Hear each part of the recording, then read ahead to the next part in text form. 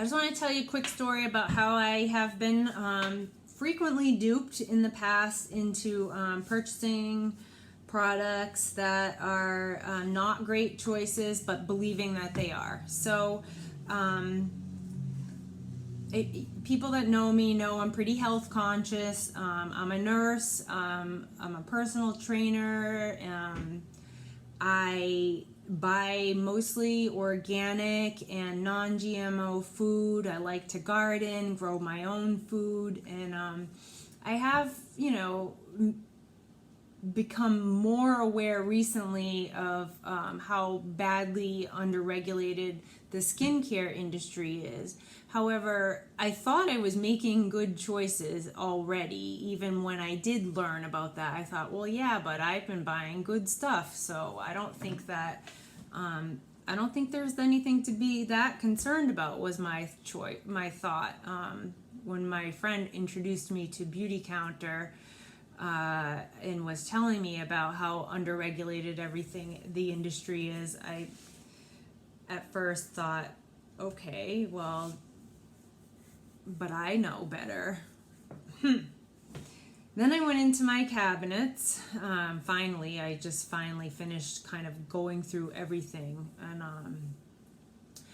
took the time to scan in the ingredients on a lot of the products that I've been using for years, and it was a pretty unsettling experience, very educational for me. I can't believe it. Anyway, just going to give you one example, so this doesn't take all day, but I could literally go on all day about this because I have learned so much. Just the process of going through my own cabinets was incredibly educational, because I spent a lot of time on EWG's website, on their Skin Deep database, punching in ingredients, learning about how to recognize those chemical names that are bad things masquerading as something you like in another language. Essentially, something, for example, formaldehyde. It doesn't say formaldehyde on the labels, but I've learned how to recognize the other terms that are there that indicate that formaldehyde is present.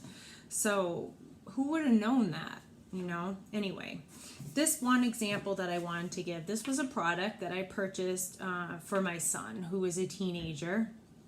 I was looking for something that didn't have sodium lauryl sulfate in it or parabens and phthalates. His hair is, he's from Africa, so he has hair that is pretty sensitive to chemicals, so that is why I chose this stuff. On the front it says no damaging sulfates or heavy minerals, no parabens, phthalates, or animal testing, 100% vegetarian ingredients. There it also says no artificial colors, pH balance. There are some certified organic ingredients, and it's botanical. So anyway, I thought this was a great choice and safe, and I never in my wildest dreams would have imagined it would come out with a score on the database of 7. So 7's bad, and it's because it has a couple of ingredients in there that really brought the score way up in terms of risk level. And just so you know, the ratings on the EWG's Skin Deep database are based on safety.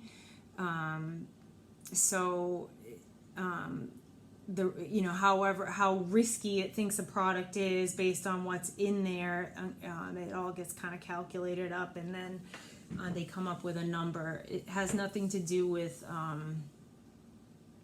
the performance of the product. So anyway, just so that you know that's what that's about. Anyway, this particular product has a retinol palmitate in it, which is a vitamin A derivative, and it is linked with developmental and reproductive toxicity, cancer, skin cancer, and organ system toxicity. It also lists fragrance as an ingredient, which is a no-no because fragrance is a way of hiding thousands of different chemicals. So there's basically unnamed ingredients in here, and so they're calling it very risky because we don't know what it is. And a lot of times when they write fragrance, it's because they're using synthetic chemicals that in many cases can be toxic and severely allergenic. So that is also in there. There's another ingredient in it called limonone. I can't even pronounce it. Limonene or something, which is another developmental and reproductive toxic ingredient, and also an irritant.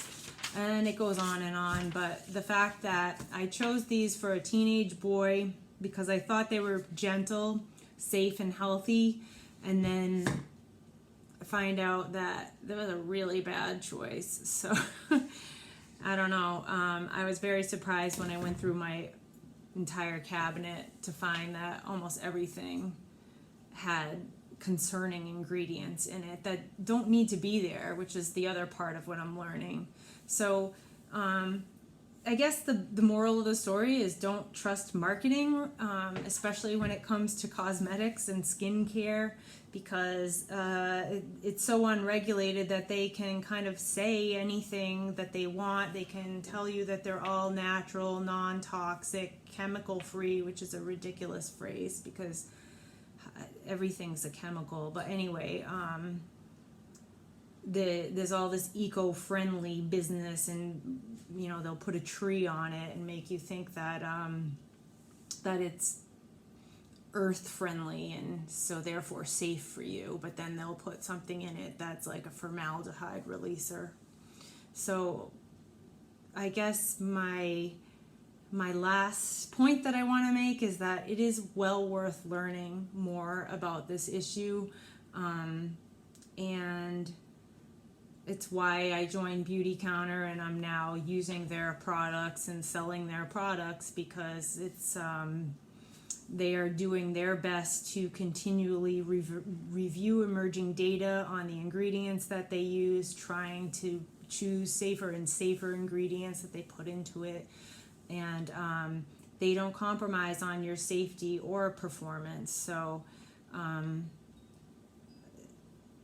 that's why I chose them, and I hope that you will take some time to look at your own products, learn to identify the carcinogenic and endocrine hormone disrupting ingredients that are in your skincare products, because they do get into your body and it's a little scary. So thanks for listening.